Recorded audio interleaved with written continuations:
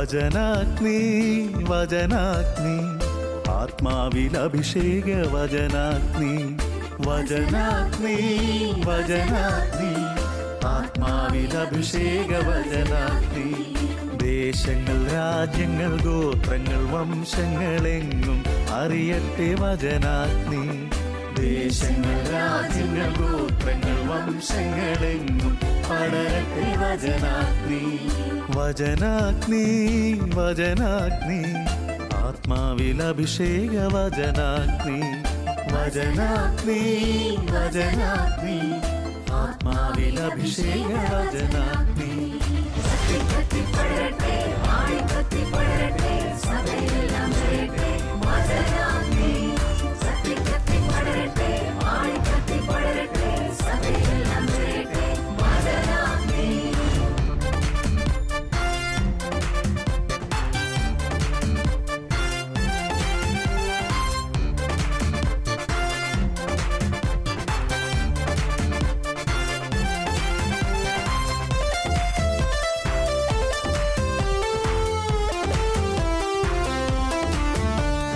അഗ്നി അയക്കുന്ന തിരുവചനം അത്ഭുതങ്ങൾ ഉളവാക്കും വചനം അഗ്നി അയക്കുന്ന തിരുവചനം അത്ഭുതങ്ങൾ ഉളവാക്കും വചനം വിശ്വാസമേകുന്ന തിരുവചനം മാംസമായി തീർന്നൊരു ദൈവവചനം വിശ്വാസമേകുന്ന തിരുവചനം മാംസമായി തീർന്നൊരു ദൈവവചനം വചനാഗ്നി വചനാഗ്നി ആത്മാവിൽ അഭിഷേക വചനാഗ്നി വചനാഗ്നി വചനാഗ്നി ആത്മാവിൽ അഭിഷേക വചനാഗ്നി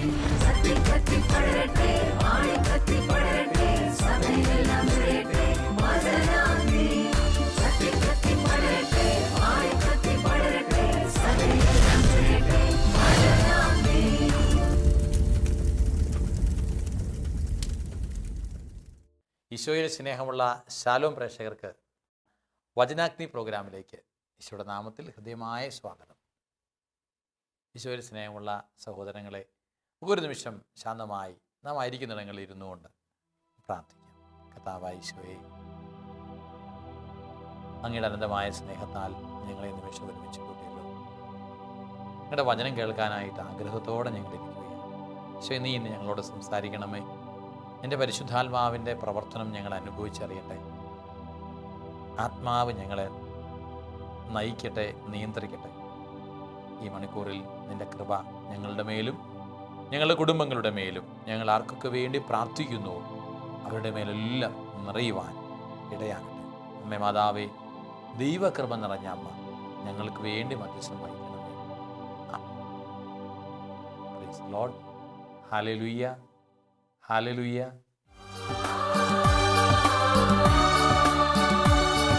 വചനത്തിന്റെ വിത്ത് വിതയ്ക്കാൻ പോകാം, സ്നേഹത്തിന്റെ കതിരുകൾ കൊയ്യാൻ പോകാം. വചനത്തിന്റെ വിത്ത് വിതയ്ക്കാൻ പോകാം, സ്നേഹത്തിന്റെ കതിരുകൾ കൊയ്യാൻ പോകാം. ഈശോയിൽ സ്നേഹമുള്ളവരെ, ഇന്ന് നാം ചിന്തിക്കുന്ന വിഷയം ഉത്തമമായ പ്രാർത്ഥന എന്നതാണ്.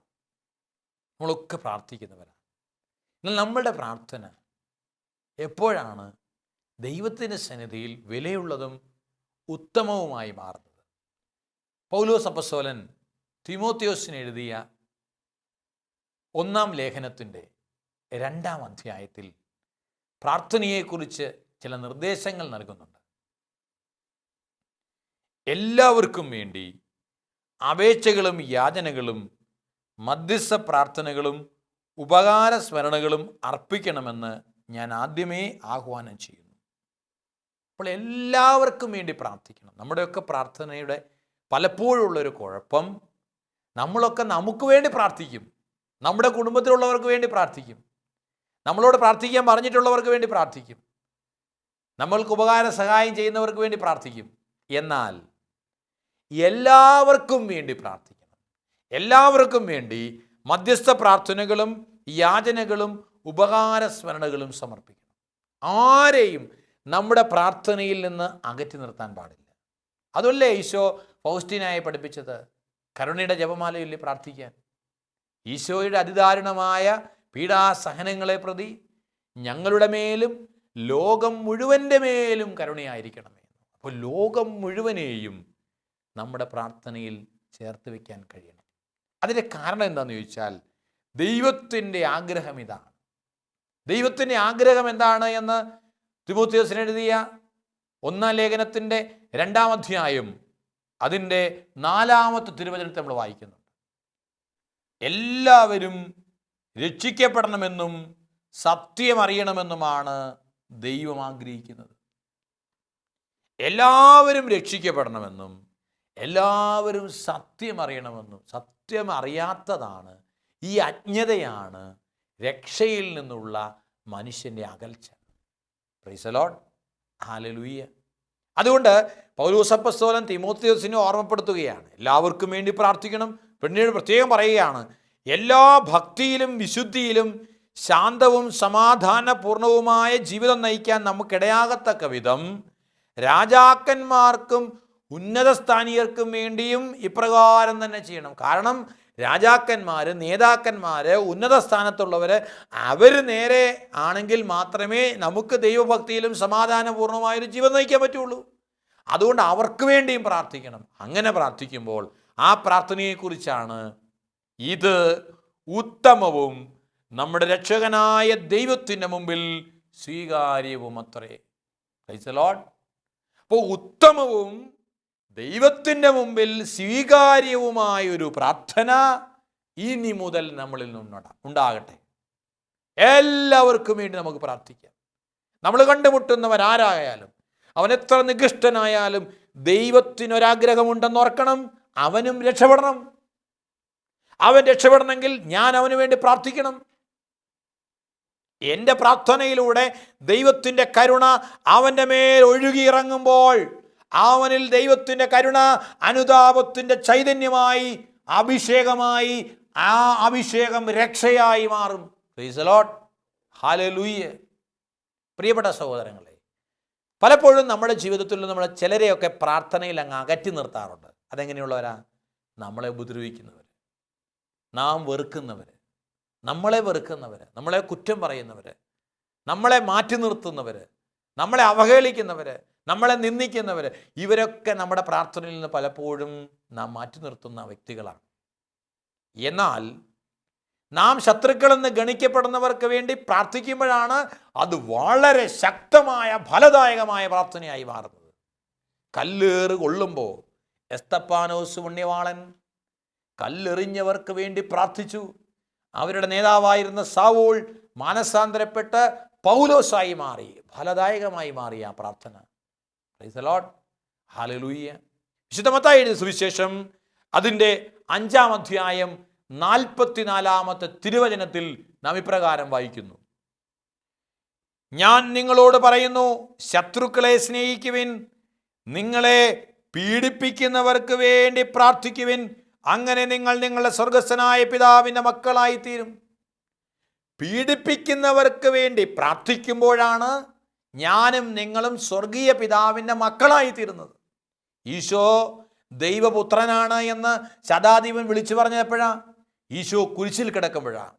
ഈശോ കുരിശിൽ കിടന്നുകൊണ്ട് പ്രാർത്ഥിച്ചു, പിതാവേ, ഇവർ ചെയ്യുന്നത് എന്തെന്ന് ഇവർ അറിയുന്നില്ല, ഇവരോട് ക്ഷമിക്കണമേ. തന്നെ പീഡിപ്പിച്ചവർക്ക് വേണ്ടി ഈശോ പ്രാർത്ഥിച്ചപ്പോൾ ഇവൻ സത്യമായും ദൈവപുത്രനാണ് എന്ന് ശതാധിപൻ തിരിച്ചറിഞ്ഞെങ്കിൽ, എൻ്റെ പ്രിയപ്പെട്ട സഹോദരങ്ങളെ, എന്നെയും നിങ്ങളെയും നമ്മൾ ദൈവത്തിൻ്റെ മക്കളാണ് എന്ന്, ദൈവത്തിൻ്റെ മകനും മകളുമാണ് എന്ന് ലോകം തിരിച്ചറിയുന്നത് നമ്മളെ പീഡിപ്പിക്കുന്നവർക്ക് വേണ്ടി നമ്മൾ പ്രാർത്ഥിക്കുമ്പോഴാണ് എന്ന് കർത്താവിൻ്റെ വചനം സാക്ഷ്യപ്പെടുത്തുന്നു. Price the lord, hallelujah, hallelujah.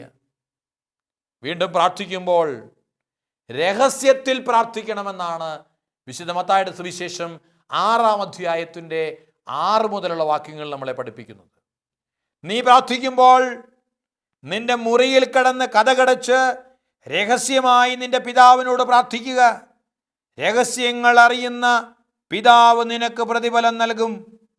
പ്രാർത്ഥിക്കുമ്പോൾ വിജാതീയരെ പോലെ നിങ്ങൾ അതിഭാഷണം ചെയ്യരുത്. Price the lord, hallelujah, hallelujah. അപ്പോൾ രഹസ്യങ്ങൾ അറിയുന്ന പിതാവിനോട് രഹസ്യത്തിൽ പ്രാർത്ഥിക്കണം. ആദിഭാഷണം നടത്തരുത്, മറ്റുള്ളവരെ കാണിക്കാൻ വേണ്ടി പ്രാർത്ഥിക്കരുത്. എന്നോർത്തുകൊണ്ട് പൊതുവായിട്ടുള്ള പ്രാർത്ഥനകളിൽ പങ്കെടുക്കരുത് എന്നല്ല അതിൻ്റെ അർത്ഥം.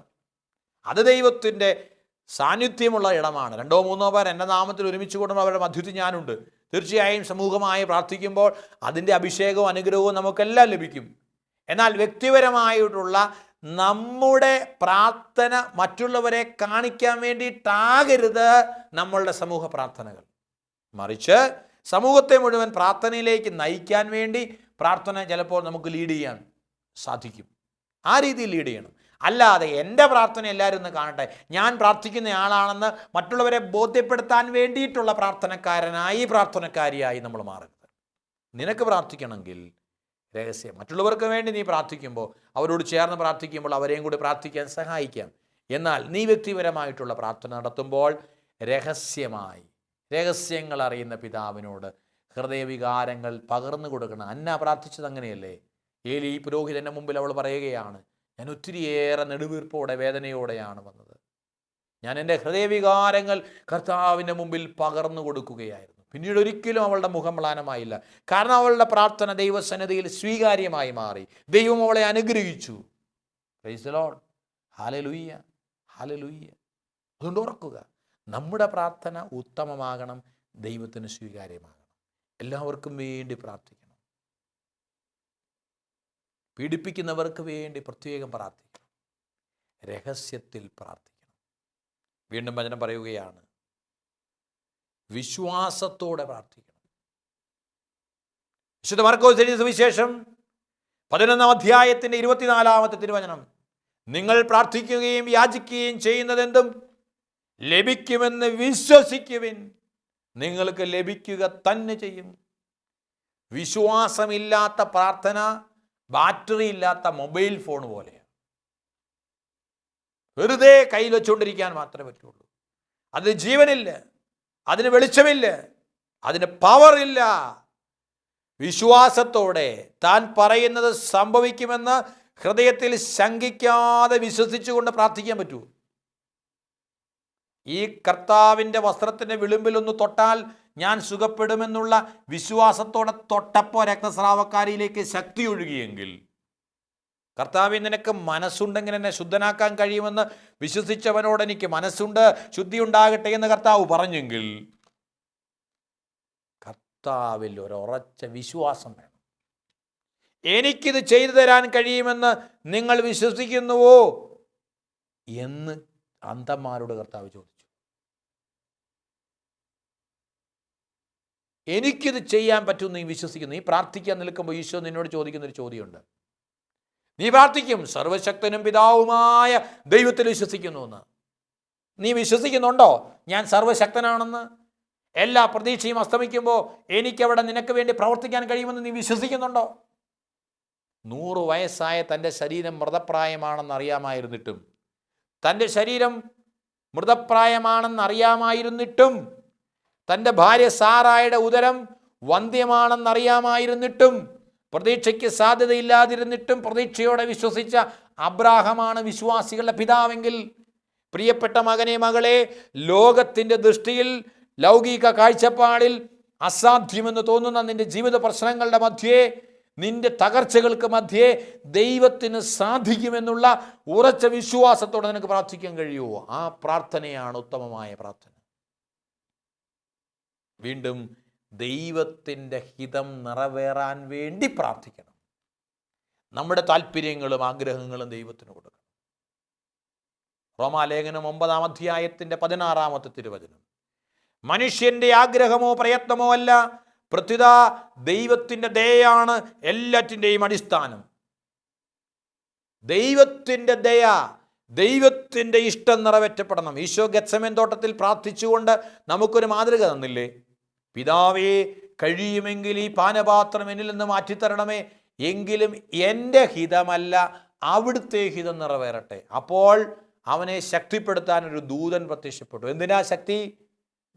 ദൈവത്തിൻ്റെ ഹിതം നിറവേറ്റാൻ അവനെ ശക്തിപ്പെടുത്തേണ്ടതിന്. പ്രിയപ്പെട്ടവരെ, നമ്മൾ പ്രാർത്ഥിക്കുമ്പോൾ ഈ ഒരു മനസ്സോടെ പ്രാർത്ഥിച്ചാൽ ദൈവത്തിൻ്റെ ഹിതം നിറവേറ്റാൻ വേണ്ടി ഒരു ശക്തി നമുക്ക് കിട്ടും. ദൈവത്തിൻ്റെ ദൂതനെ ദൈവം അയക്കും. നമ്മൾ പക്ഷേ അങ്ങനെ പ്രാർത്ഥിക്കണം, നമ്മുടെ വാശിക്ക് വേണ്ടിയല്ല, നമ്മുടെ സ്വാർത്ഥമായ ലക്ഷ്യങ്ങൾ നേടാൻ വേണ്ടിയിട്ടല്ല നമ്മൾ പ്രാർത്ഥിക്കേണ്ടത്. ദൈവഹിതം നിറവേറാൻ വേണ്ടി പ്രാർത്ഥിക്കണം. വീണ്ടും സ്വാർത്ഥത വെടിഞ്ഞ് പ്രാർത്ഥിക്കണം.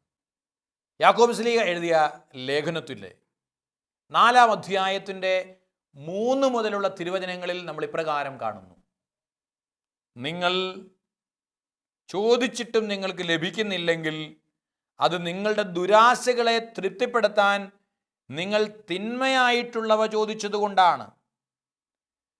ദുരാശകളെ തൃപ്തിപ്പെടുത്താൻ വേണ്ടി തിന്മയായിട്ടുള്ളത് ചോദിക്കരുത്. ദൈവഹിതം പൂർത്തിയാക്കാൻ വേണ്ടി നന്മയായിട്ടുള്ളത് ചോദിക്കണം. അതാണ് പ്രാർത്ഥനയെക്കുറിച്ച് യാക്കോബ് ശ്ലീഹ തരുന്ന നിർദ്ദേശം. ദൈവഹിതം അത് നന്മയാണ്. അത് സ്വീകരിക്കാനുള്ള മനസ്സോടെ ദൈവം എന്താഗ്രഹിക്കുന്നു അതുപോലെ നടക്കട്ടെ. നമ്മുടെ ആഗ്രഹം ദൈവത്തിന് മുമ്പിൽ പകർന്നു വെച്ചു. നമ്മുടെ ദുരാശകളെ തൃപ്തിപ്പെടുത്താൻ വേണ്ടി നമ്മൾ വാശി പിടിക്കരുത്. അതുകൊണ്ടാണ് പലപ്പോഴും നമ്മുടെ പ്രാർത്ഥന കേൾക്കുന്നില്ല എന്ന് നമുക്ക് തോന്നുന്നത്. വളരെ സ്വാതന്ത്ര്യത്തോടുകൂടി ദൈവത്തിൻ്റെ മുമ്പിൽ നമ്മുടെ ആവശ്യങ്ങൾ ഉണർത്തിച്ച് ദൈവഹിതം നിറവേറാൻ നമ്മളെ തന്നെ സമർപ്പിക്കുന്ന ഒരു സമർപ്പണമാണ് യഥാർത്ഥത്തിൽ പ്രാർത്ഥന. അതുകൊണ്ട് പ്രിയപ്പെട്ട സഹോദരങ്ങളെ, നമ്മുടെ പ്രാർത്ഥന ഉത്തമവും ദൈവത്തിന് സ്വീകാര്യവുമാകണം. അതാണ് നമ്മൾ പ്രാർത്ഥിക്കാനിരിക്കുമ്പോഴും പ്രാർത്ഥനാ വിഷയങ്ങൾ തിരഞ്ഞെടുക്കുമ്പോഴും ദൈവത്തിൻ്റെ സന്നിധിയിൽ സമർപ്പിക്കുന്ന ഓരോ കാര്യങ്ങളിലും എടുക്കേണ്ട നിലപാട്. എൻ്റെ പ്രാർത്ഥന ഉത്തമമാകണം.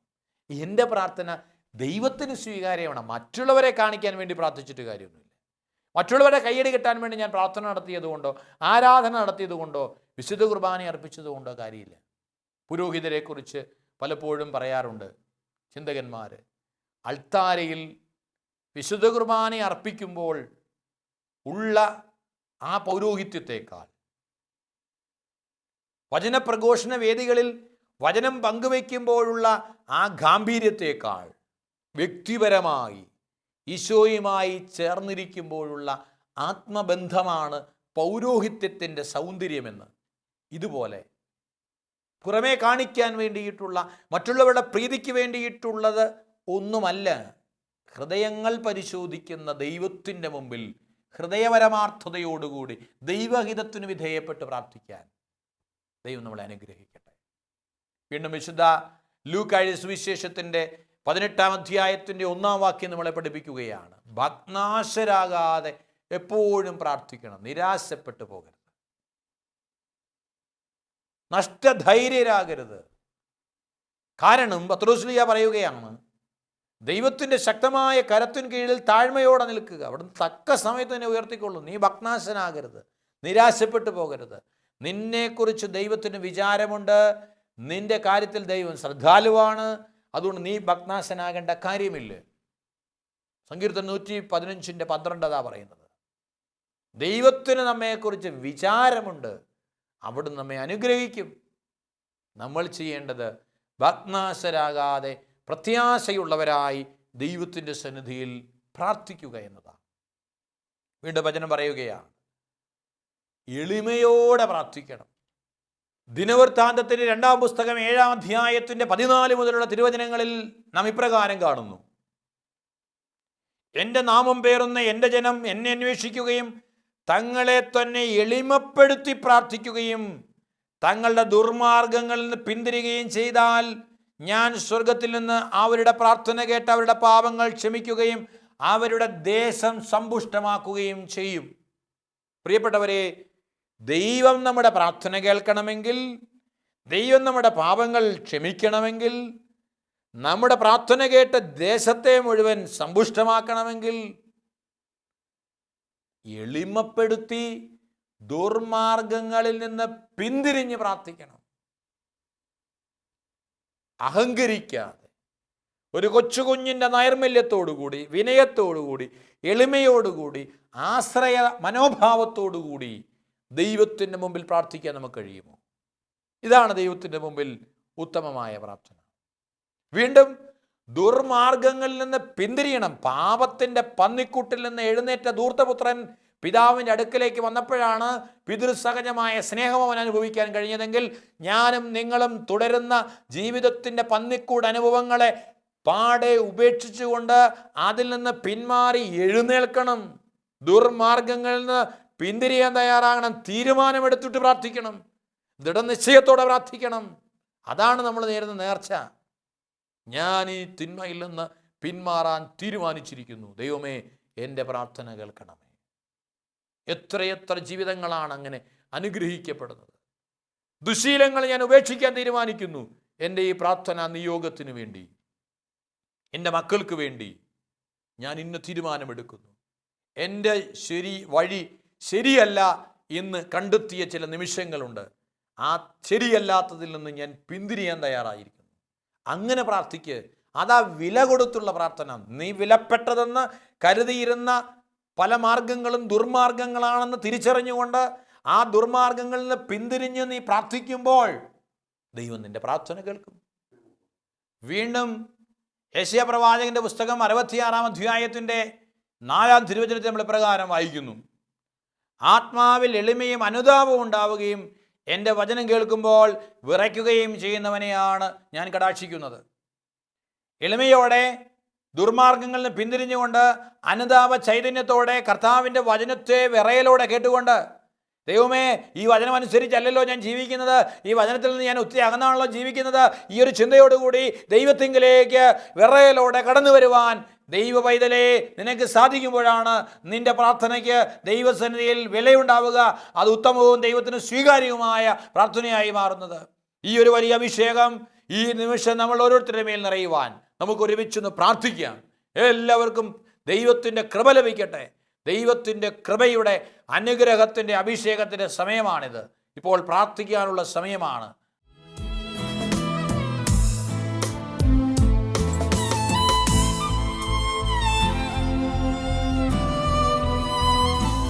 ക്രൂശിൽ കണ്ടു ഞാൻ നിൻ സ്നേഹത്തെ, ആഴമാർന്ന നിൻ മഹത്യാഗത്തെ. ക്രൂശിൽ കണ്ടു ഞാൻ നിൻ സ്നേഹത്തെ. നാം ആയിരിക്കുന്നിടങ്ങളിൽ കണ്ണുകൾ അടച്ച് കരങ്ങൾ യാചനാപൂർവ്വം തുറന്നു പിടിച്ച്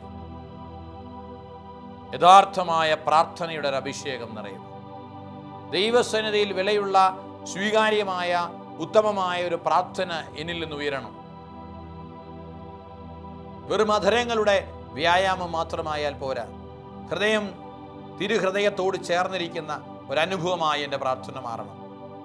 എല്ലാവർക്കും വേണ്ടി നിസ്വാർത്ഥമായി പ്രാർത്ഥിക്കുവാൻ, പീഡിപ്പിക്കുന്നവർക്ക് വേണ്ടി പ്രത്യേകം പ്രാർത്ഥിക്കുവാൻ, രഹസ്യങ്ങൾ അറിയുന്ന പിതാവിനോട് രഹസ്യത്തിൽ പ്രാർത്ഥിക്കാൻ, മറ്റുള്ളവരെ കാണിക്കാൻ വേണ്ടിയാകാതെ, കപടനാട്യക്കാരെ പോലെയാകാതെ, വിശ്വാസത്തോടെ ഉറപ്പോടെ ഭഗ്നാശരാകാതെ നിരന്തരം പ്രാർത്ഥിക്കുക. സർവോപരി എളിമയോടെ വിറയലോടെ ദുർമാർഗങ്ങളിൽ നിന്നെല്ലാം പിന്തിരിഞ്ഞ് വിശുദ്ധിയുടെ പാതയിൽ ചരിച്ചുകൊണ്ട് പ്രാർത്ഥിക്കുവാൻ, വിശുദ്ധരുടെ പ്രാർത്ഥനകളാകുന്ന പരിമളദ്രവ്യങ്ങൾ ദൈവത്തിന് ഏറ്റവും സ്വീകാര്യമാണ്. ആ വിശുദ്ധിയുടെ നിറവ് ഉണ്ടാകുക. നമുക്കിപ്പോൾ ദൈവകരങ്ങളിലേക്ക് എല്ലാം ഉയർത്തി കൊടുത്തുകൊണ്ട് ഇരുകരങ്ങളും ഉയർത്തിപ്പിടിച്ച്, കർത്താവേ, നിന്റെ സന്നിധിയിൽ വിലയുള്ള പ്രാർത്ഥന നടത്തുവാൻ ബലഹീനരായ ഞങ്ങളെ സഹായിക്കണമേ. വേണ്ട വിധം പ്രാർത്ഥിക്കേണ്ടത് എങ്ങനെയെന്ന് നമുക്ക് അറിഞ്ഞുകൂടാ. എന്നാൽ നമ്മുടെ ബലഹീനതകളിൽ ആത്മാവ് നമ്മെ സഹായിക്കുന്നു. അവാച്യമായ നെടുവീർപ്പുകളാൽ സദാ ദൈവസന്നിധിയിൽ നമുക്ക് വേണ്ടി മധ്യസ്ഥം വഹിക്കുന്ന ദൈവത്തിൻ്റെ പരിശുദ്ധാത്മാവിൻ്റെ അത്ഭുതകരമായ ഒരു അഭിഷേകം ഈ നിമിഷം നമ്മൾ ഓരോരുത്തരുടെ മേലും നമ്മൾ ആർക്കൊക്കെ വേണ്ടി പ്രാർത്ഥിക്കുന്നോ അവരിലേക്കെല്ലാം പെയ്തിറങ്ങുവാൻ ദൈവത്തിൻ്റെ അനന്ത സ്നേഹവും അനന്ത കരുണയും നമ്മളിൽ ഓരോരുത്തരിലേക്കും അഭിഷേകമായി വ്യാപരിക്കുവാൻ ഏറ്റവും ദാഹത്തോടെ പ്രാർത്ഥിക്കട്ടെ. Hallelujah, hallelujah, hallelujah, hallelujah, hallelujah, hallelujah. യേശുവേ ആരാധന, ആരാധന, ആരാധന, ആരാധന, ആരാധന, ആരാധന. യേശുവേ ആരാധന, ആരാധന, ആരാധന, ആരാധന. ശുദ്ധ കുർബാനയും സത്യമായും ജീവിക്കുന്ന ഈശോയുടെ അത്ഭുത സാന്നിധ്യവും ശക്തിയും കൃപയും നമ്മൾ ഓരോരുത്തരുടെ മേൽ നിറയട്ടെ. യേശുവിൻ്റെ നാമത്തിൽ വിശുദ്ധ കുരിശിനാൽ നാം എല്ലാവരും അനുഗ്രഹീതരായി തീരട്ടെ. Hallelujah, hallelujah, hallelujah. യേശുവേ ആരാധന. ആമേൻ.